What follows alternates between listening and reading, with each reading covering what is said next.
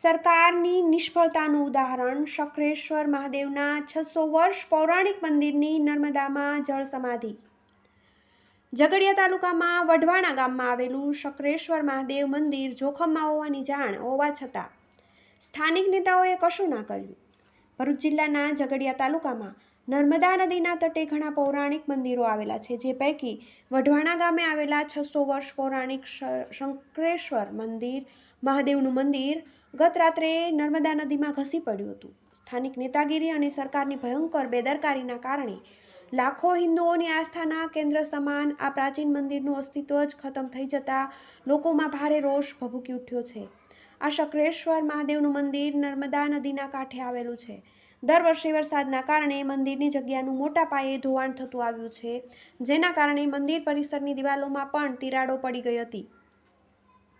મંદિરના મહંત સિયા શરણદાસજીએ આ સ્થિતિને ધ્યાનમાં રાખીને દહેશત વ્યક્ત કરી હતી કે જો યોગ્ય તુરંત પગલાં નહીં લેવાય અને સંરક્ષણ દિવાલ બનાવવામાં નહીં આવે તો મંદિરનું અસ્તિત્વ જોખમમાં છે।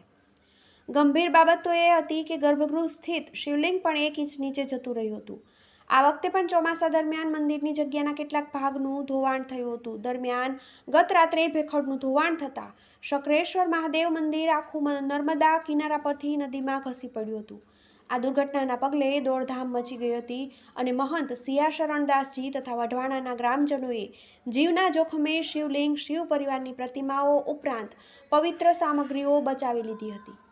મહંત અને ગ્રામજનો આ ઘટનાથી ભારે નારાજ થયા છે। તેઓનું કહેવું છે કે મંદિરને બચાવવા માટે ઝઘડિયાના ભાજપાના ધારાસભ્ય રીતેશ વસાવાને, ભાજપાના સાંસદ મનસુખ વસાવાને, ભાજપાના જિલ્લા પ્રમુખ મારુતિસિંહ અટોદરિયાને અવારનવાર ટેલિફોનિક અને લેખિતમાં જાણ કરી પ્રોટેક્શન વોલ બનાવવા રજૂઆત કરી હતી, પરંતુ વહીવટીતંત્ર તથા નેતાઓ વાયદો જ કરતા રહ્યા અને મંદિરની જળ સમાધિ થઈ ગઈ।